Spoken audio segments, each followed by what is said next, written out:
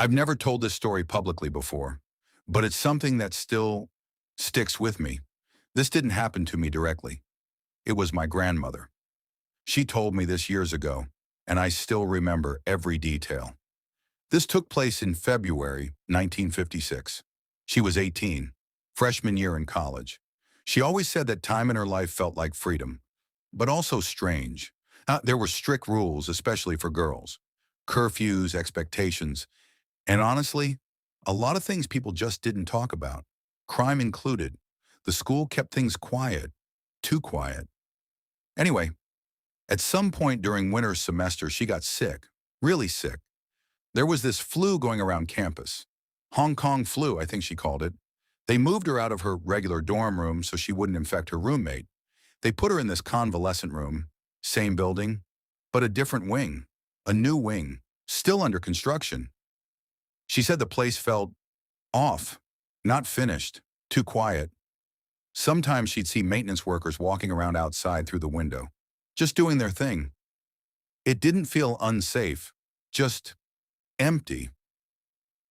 That night, she was alone in the room. She had been doing homework for a few hours, hair in curlers, pajama shirt, just underwear underneath, normal, comfortable. At some point, she checked the time. Around 10 p.m., she decided to sleep. She doesn't remember how long she was out, but suddenly, the lights came on. Her door was open. She woke up immediately. At first, she thought, maybe there's a fire? Some emergency? Why else would someone just walk in like that? But then she saw him, a man, standing inside her room. He looked older, maybe late 40s.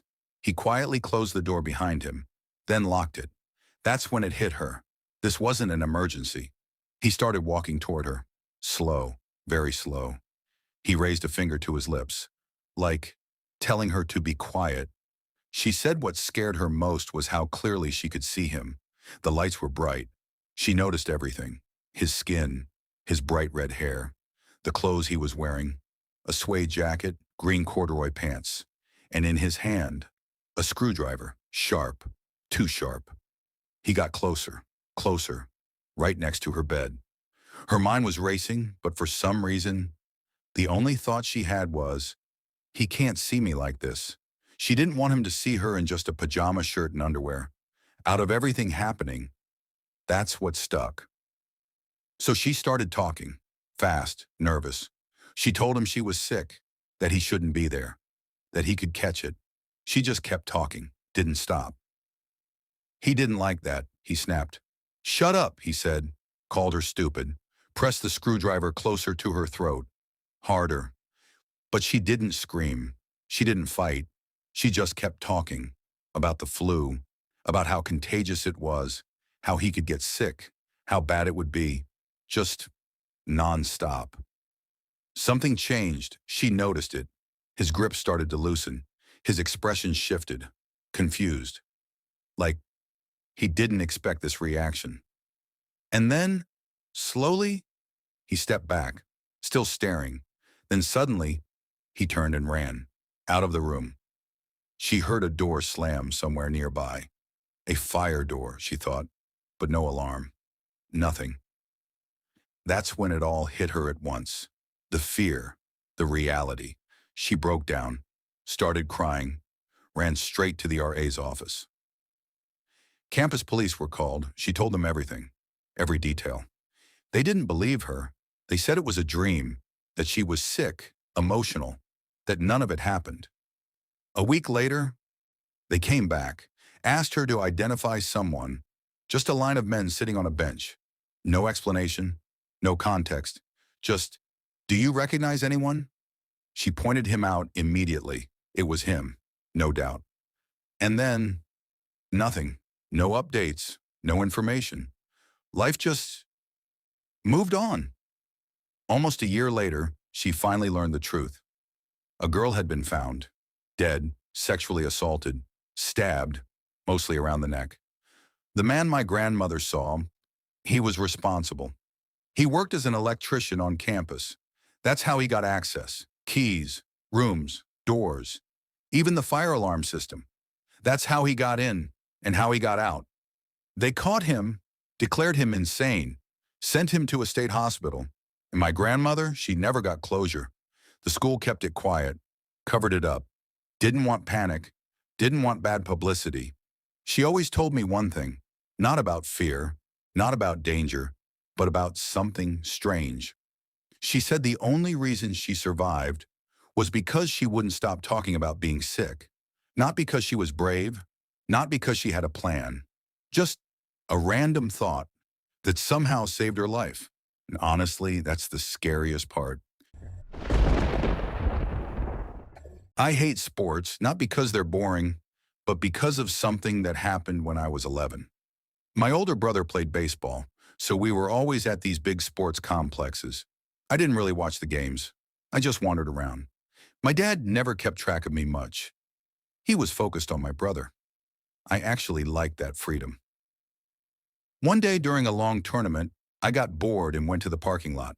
Our van was unlocked, so I grabbed my book. It was about the Vietnam War. That's when I noticed a worker in a golf cart. He kept staring at me, driving around, watching. It felt weird, but I ignored it. I went down to a creek nearby to read. It was quiet, peaceful. After a while, the sounds from the game stopped. Everything went silent, so I headed back. On the way, I passed a maintenance shed. Earlier, it was closed. Now, one door was open, and that same golf cart was parked outside. I slowed down. Something felt off. Then a man stepped out. "Hey, dude!" It was him. Up close, he looked dirty, greasy, smelled like cigarettes. "What are you reading?" he asked. "War," I said. He stepped closer. "Which war?" I said Vietnam. He laughed. Kinda. But it didn't feel right. He kept moving closer, step by step. Then he said one word. "Handsome." That's when I knew something was wrong. I started backing away. He noticed, and suddenly, he lunged at me. He slammed me to the ground, pinned my legs with his knee, one hand on my chest. The other, he grabbed me. I froze. Then he started unbuttoning my shorts. That's when I reacted. I kicked him as hard as I could, right in the ribs. He loosened up just enough. I rolled away and ran. I didn't stop, didn't look back, just ran. I made it back to the baseball fields, but they were empty, completely empty. No one was there. I panicked. I didn't know where to go, so I hid in the bathroom, locked the door, and threw up. I was shaking, crying, thinking, why did my dad leave me? I stayed there for a while, trying to stay quiet. Then I forced myself to move, unlocked the door, and ran again. I headed for the parking lot. If no one was there, I was going to find help somewhere else.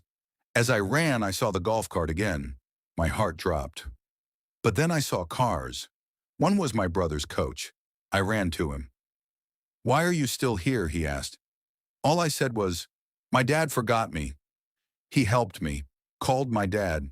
We waited at Dairy Queen. He even bought me ice cream. I couldn't eat it. When my dad got there, he apologized, said he was sorry. I cried the whole way home. Later, I told my parents everything. They didn't believe me, said I made it up. After that, I never went to another game again. Even now, empty sports fields make me anxious. I've had therapy. I've moved on, mostly, but I still know one thing. I got out of there just in time. I worked at a sports bar in my early 20s. We had regulars, but one guy stood out. He said his name was Michael.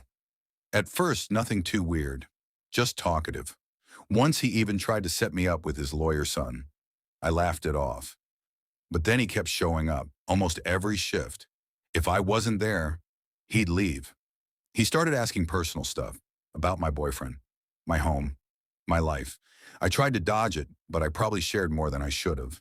Then the gifts started, expensive ones. One time he brought me a Prada purse. I refused and joked, "My mom would kill me if I took this." He smiled and said, "Then I'll just have to kill your mom." I laughed, but it felt wrong. After that, I avoided him. Still, he kept coming. Letters, weird conversations, even brought a wife once. She didn't feel real at all. Then one day he said, "Crazy accident this morning, huh?" There had been a crash right outside my house. I never told him where I lived. That's when it hit me. He knew. I stopped serving him, but he didn't stop. He showed up near my house, went to my mom's job, sent letters. I tried going to the police. They brushed it off, said it wasn't enough. Months later, that same officer came back. Michael wasn't his real name. He had been arrested for stalking another waitress. He followed her too, took photos, edited them, posted them online. No son, no wife, nothing was real. Just a man who'd been doing this for years. And the worst part? No one took it seriously until it finally got worse.